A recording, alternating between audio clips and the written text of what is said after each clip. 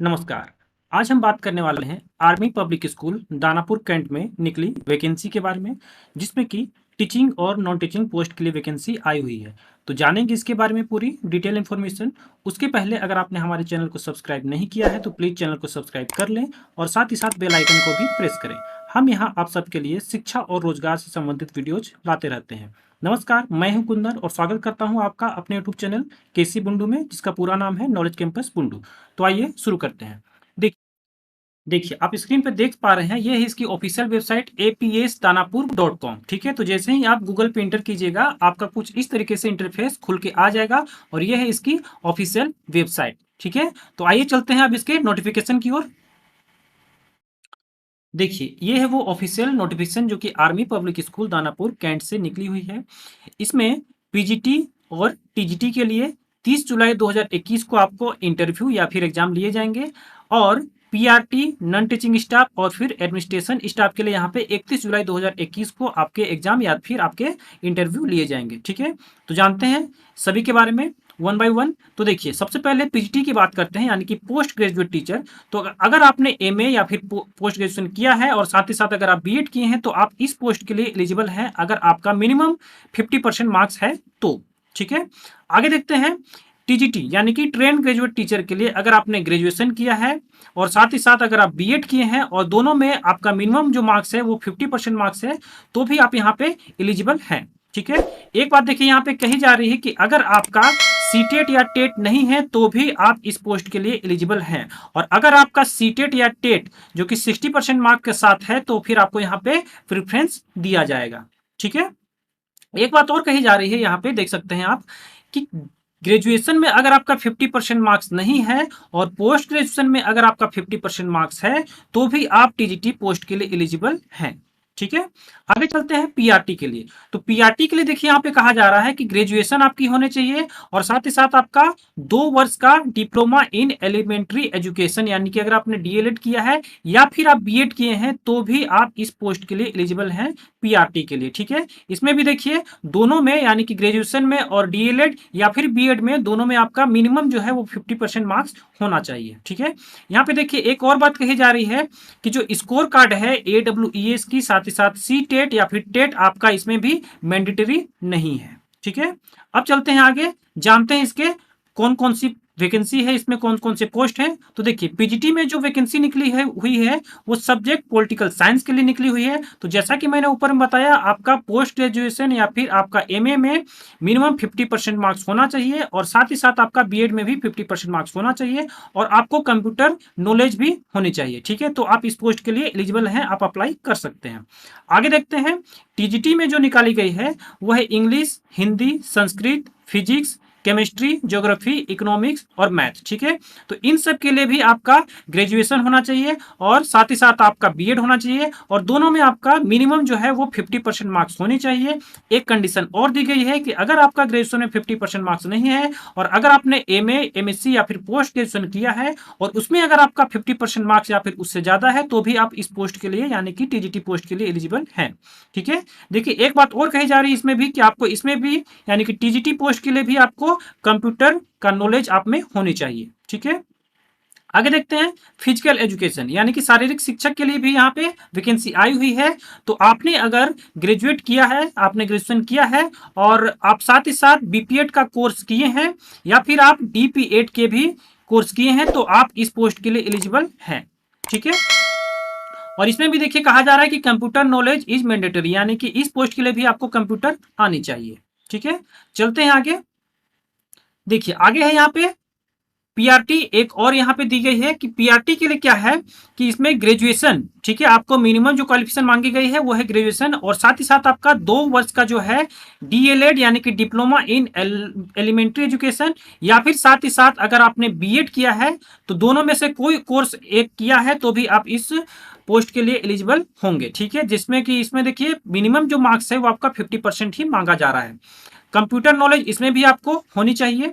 आगे है यहाँ पे नॉन टीचिंग एकेडमिक स्टाफ। ठीक है, तो नॉन टीचिंग स्टाफ के लिए देखिए क्या क्या पोस्ट है।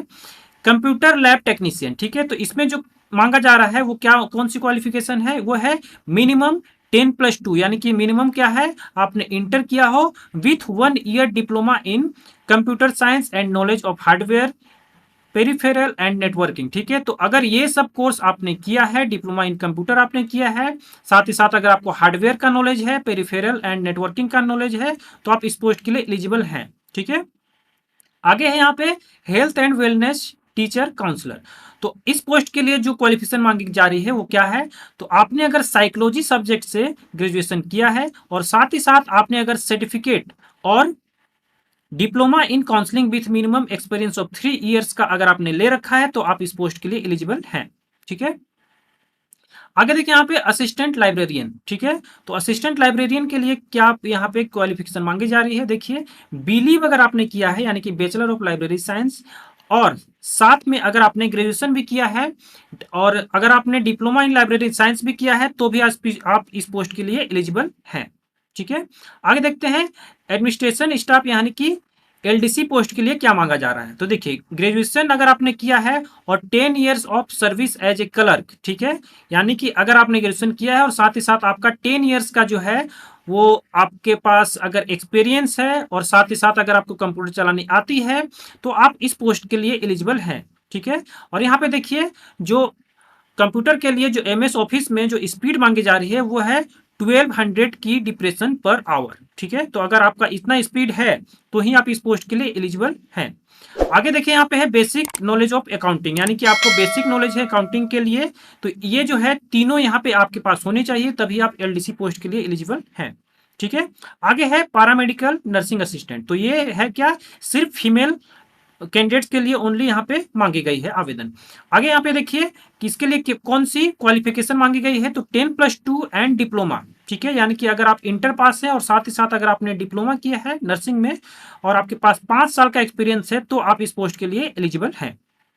यहाँ पे देखिए वैलिडिटी ऑफ स्कोर कार्ड में क्या कहा जा रहा है कि candidates who have appeared in the exam for the post of PGT TGT. ठीक है, तो इसके लिए जो आर्मी पब्लिक स्कूल का जो एक एग्जाम होता है क्वालिफाइंग एग्जाम, तो उसमें अगर आपने पीजीटी या फिर टीजीटी के लिए अगर आपने अप्लाई किया था but have qualified in part A only, लेकिन उसमें से सिर्फ पार्ट ए में अगर आप क्वालिफाई कर पाए हैं तो भी आप पीआरटी पोस्ट के लिए एलिजिबल हैं।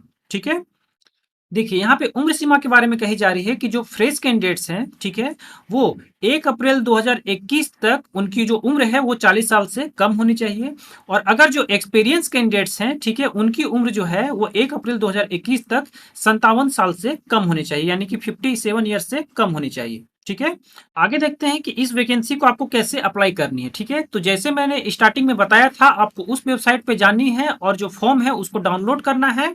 ठीक है, उसके बाद आपको प्रिंट निकाल के उसको फिलअप करके आपको रजिस्टर्ड या फिर बाई स्पीड पोस्ट से आपको सेंड करनी है। ठीक है, या फिर ये जो फॉर्म है वो मेरे डिस्क्रिप्शन बॉक्स में भी आपको मिल जाएगी, आप वहां से डाउनलोड करके उसको प्रिंट निकाल सकते हैं। ठीक है, तो देखिए आपको इसके साथ क्या क्या अटैच करनी है, तो इसके साथ आपको मैट्रिक, इंटर, ग्रेजुएशन, बीएड या फिर डीएलएड की आपको जो भी जेरोक्स कॉपी है, ठीक है, सबका आपको जेरोक्स कॉपी निकालनी है और साथ ही साथ उसमें आपको सेल्फ अटेस्ट करना है। और उसके बाद इसमें देखिए एक कहा जा रहा है 100 रुपए का डिमांड ड्राफ्ट आपको बनवाना है। ठीक है, जो कि army public school Danapur cantt में पेबल है।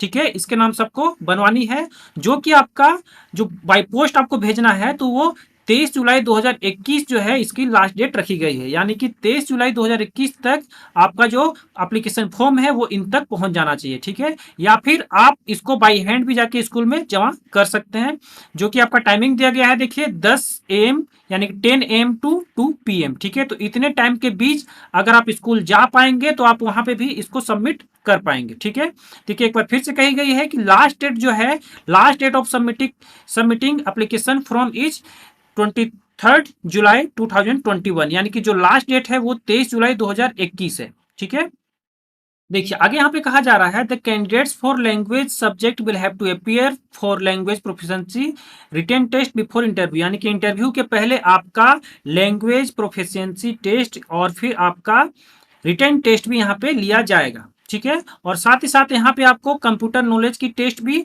देनी होगी इंटरव्यू से पहले। ठीक है, एक और बात कही जा रही है कि candidates to report at 8 AM on the dates of their interview, यानी कि इंटरव्यू के दिन आपको 8 बजे तक आपको रिपोर्ट करनी है स्कूल में। ठीक है, देखिए, ये जो फॉर्म है ये टीचिंग स्टाफ के लिए है, जो कि आप लोग को हमारे डिस्क्रिप्शन बॉक्स से भी मिल जाएगी, या तो आप वहाँ से डाउनलोड करके इसका प्रिंट निकाल सकते हैं। सिंपल सा फॉर्म है। देखिए, यहाँ पे आपको अपनी फ़ोटो चिपकानी है, ठीक है? आपको यहाँ पे अपना पूरा डिटेल लिखना है। यहाँ पे अगर आपने इससे पहले कभी आपने टीचिंग किया है तो उसको यहाँ पे फिलअप करना है। यहाँ पे आपकी फैमिली लाइफ लिखनी है, यानी कि आप मैरिड हैं, अनमैरिड हैं, जो भी। उसके बाद यहाँ पे आपको एजुकेशनल रिकॉर्ड आपको देनी है, ठीक है? यानी कि आपने कौन सा एग्जाम लिखा। अगर आप 10th पास हैं तो 10th लिखिए, फिर यहाँ पे मार्क्स ऑफ 10 लिखिए, परसेंटेज लिखिए, डिवीजन, यहाँ पे कब आपने पास किया, कौन कौन सा सब्जेक्ट था आपका, आपका नेम ऑफ यूनिवर्सिटी बोर्ड या फिर इंस्टीट्यूट आपका क्या था, ठीक है? तो सिंपल सी फॉर्म है, आप इसको आराम से भर सकते हैं। अगर कुछ डाउट हो तो आप हमारे कमेंट बॉक्स में आके हमसे क्वेश्चन पूछ सकते हैं, ठीक है? देखिए, ये जो फॉर्म है ये है application for non teaching staff. तो ये जो फॉर्म है वो नॉन टीचिंग स्टाफ के लिए है, सेम है। आप ये फॉर्म भी आप हमारे डिस्क्रिप्शन बॉक्स पे डाउनलोड कर सकते हैं और प्रिंट आउट निकाल के उसको फिलअप करके आप बाय पोस्ट या फिर बाय हैंड जमा कर सकते हैं, ठीक है? यहाँ पे देखिए सिंपल सा है। यहाँ पे आपको अपनी recent size passport size photo चिपकानी है और यहाँ पे आपको अपना पर्सनल डिटेल लिखना है, ठीक है? यहाँ पे अगर आपने इससे पहले कहीं पे काम कर चुके हैं तो उसका डिटेल आपको यहाँ पे फिलअप करना है। फैमिली लाइफ आपको लिखनी है, यहाँ पे आपको एजुकेशनल रिकॉर्ड देनी है, ठीक है? तो आशा करता हूँ कि मेरे द्वारा समझाए गए जो पूरी इन्फॉर्मेशन है वो आपको समझ आई होगी। और अगर आपको वीडियो अच्छी लगी हो तो प्लीज़ चैनल को सब्सक्राइब और वीडियो को लाइक और शेयर अवश्य कर दें। धन्यवाद।